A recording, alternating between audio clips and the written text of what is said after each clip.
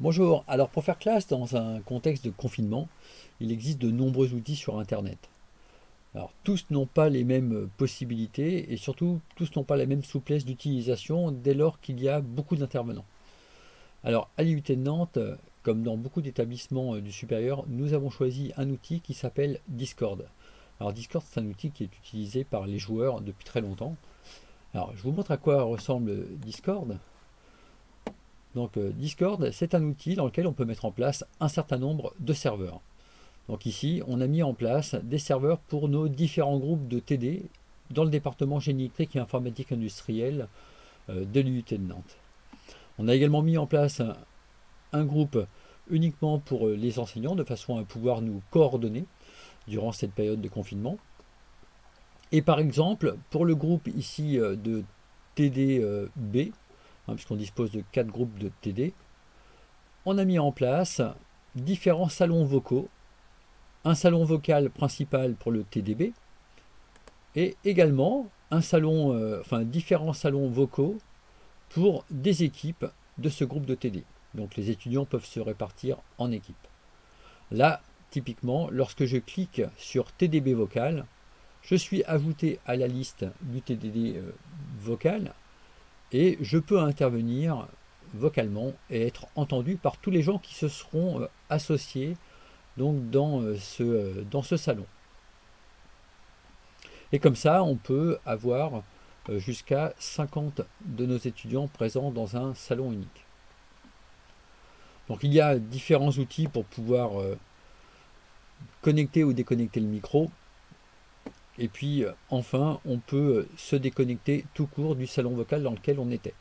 Le fait de basculer dans un autre salon vocal, je vais vous le montrer ici, bascule automatiquement la déconnexion, enfin provoque immédiatement la déconnexion du salon dans lequel on se trouvait.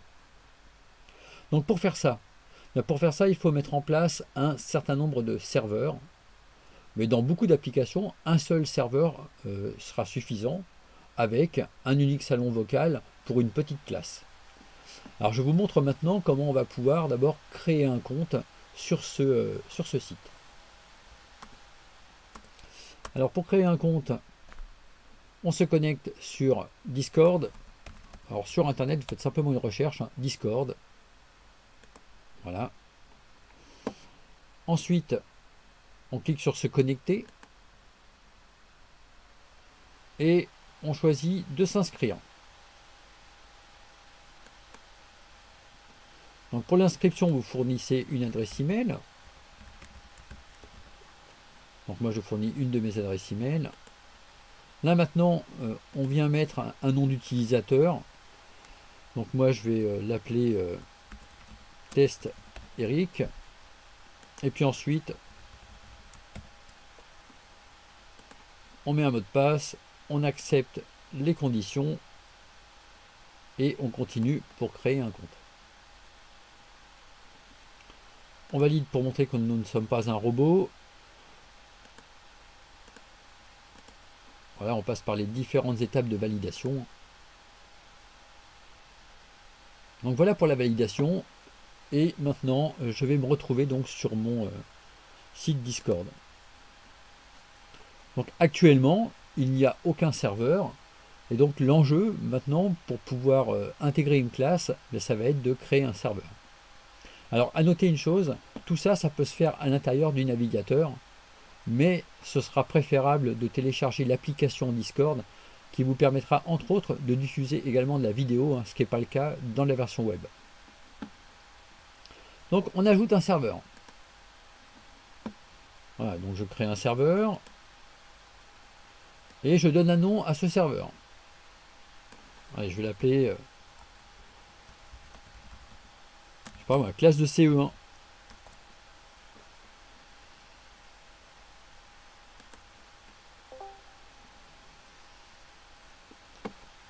Alors, dès la création, le logiciel donne la possibilité à n'importe qui de rejoindre ce serveur. Et pour ça, eh bien, vous avez, vous voyez ici, un lien qui va permettre à n'importe qui disposera du lien de rejoindre le serveur que l'on vient de créer. Alors, par défaut, le lien propose de rejoindre le serveur pour une journée. hein, donc avec un lien qui expire au bout d'une journée. On peut configurer le lien pour que ça dure plus longtemps, hein, c'est-à-dire que ça soit permanent. Et on peut également configurer ce lien pour que ce soit disponible pour un nombre illimité de personnes.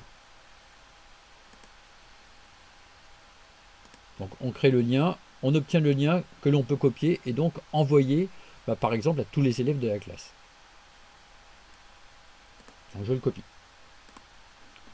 Donc notre serveur, il apparaît ici. Donc ce serveur, il faut le configurer. Pour le configurer, on a donc ici tout ce qui est disponible pour la configuration du serveur. Donc dans la configuration, on peut définir différents rôles. Et ça, c'est relativement important. Et ça va nous permettre de voir quelles sont les possibilités des gens qui vont se connecter avec le lien qu'on a obtenu tout à l'heure. Et parmi les possibilités, vous pouvez constater que par exemple, n'importe qui à qui vous avez envoyé le lien va pouvoir créer une invitation. Puisque par défaut, tous les gens qui vont se connecter avec le lien que nous avons créé tout à l'heure auront un rôle de type Everyone. Donc moi je recommande de désactiver ici l'invitation possible par n'importe qui. Ça évite de voir fleurir comme ça sur notre serveur des tas de gens qui n'ont rien à faire là, quoi. Et puis après, il y a d'autres éléments qu'on peut supprimer. Mais par défaut, je trouve que ce qui est proposé est bien, quoi. Donc ça, c'est pour tout le monde. Bon, également, je recommande d'avoir un rôle particulier pour les enseignants qui pourraient intervenir. Donc pour ça, j'appuie sur le bouton plus ici et j'ajoute un rôle typiquement que je vais appeler prof. On peut lui donner une couleur. Et maintenant, on va pouvoir caractériser ce rôle de prof. Alors ce que je recommande, c'est de mettre à part tous les gens qui auront un statut de prof et également de donner quelques possibilités aux profs, hein, des possibilités supplémentaires par rapport au groupe Everyone.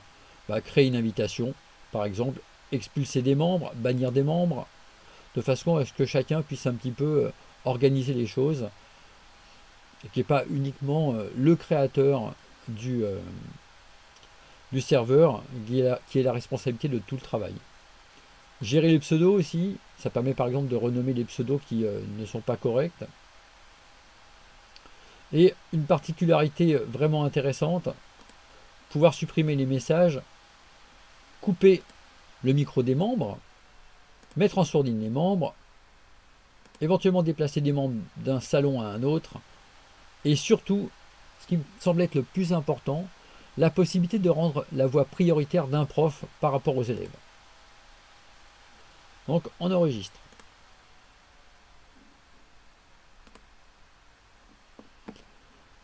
Alors par la suite, on a des utilisateurs qui vont apparaître ici en ligne.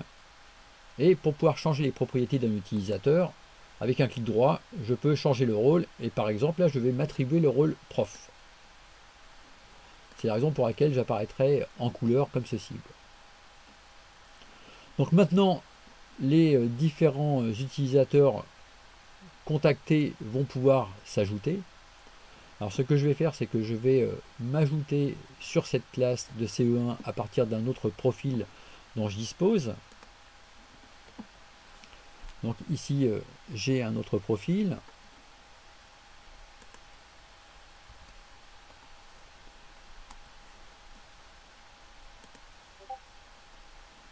Voilà, donc là, j'ai ajouté un nouvel utilisateur. Donc cet utilisateur, c'est moi dans un autre serveur que j'avais créé précédemment. Et on va comme ça pouvoir maintenant échanger au travers du salon vocal. Donc soit on échange par l'intermédiaire du texte ici, et chacun peut parler,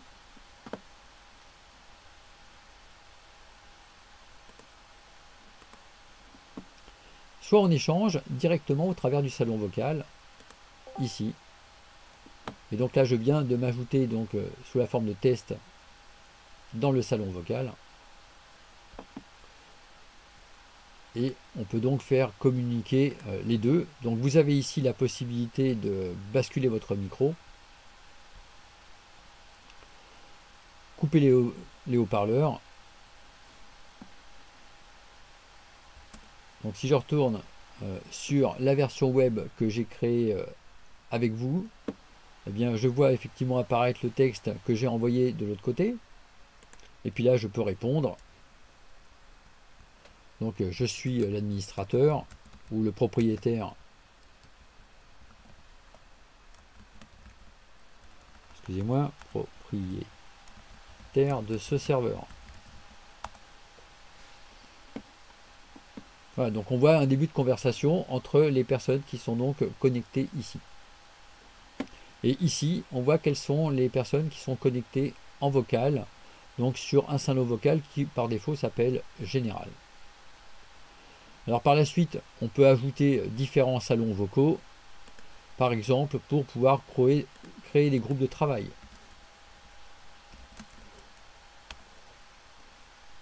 Et on peut basculer d'un groupe à un autre. Donc voilà pour un petit tour d'horizon de ce logiciel qui vous permettra de mettre en place une classe virtuelle pour laquelle vous pourrez faire participer donc des élèves à distance. Une dernière chose, je vous avais dit qu'il était possible d'envoyer de la vidéo. Alors pour envoyer de la vidéo, il faut en fait donc se connecter sur un salon qui est commun. Et lorsqu'on a installé l'application sur l'ordinateur, il suffit ici d'aller cliquer sur Go Live pour pouvoir partager une fenêtre de notre ordinateur. Donc cette fenêtre est automatiquement proposée en streaming. On la voit apparaître ici et surtout on voit apparaître ici un petit en direct.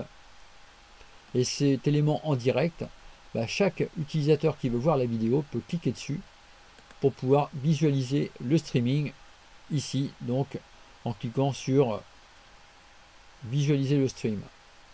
Alors dans le cas ici, comme c'est moi qui l'ai proposé, je ne le vois pas sous cette forme là, mais effectivement ça permettra de le visualiser. Donc voilà pour cette petite vidéo. Vous trouverez certainement d'autres vidéos mieux faites, mais ça permettait à chaque enseignant d'avoir l'idée de ce qu'on pouvait faire avec ce logiciel qui s'appelle Discord et qui chez nous à l'IUT de Nantes va être très pratique pour pouvoir travailler à distance avec pratiquement 200 étudiants. Bien, je vous remercie d'avoir suivi cette vidéo. J'espère que ça vous sera utile. Vous pouvez m'envoyer des mails si vous avez besoin ou mettre des commentaires sur cette vidéo pour que je vous apporte éventuellement des compléments d'information. Merci d'avoir suivi cette vidéo. Au revoir.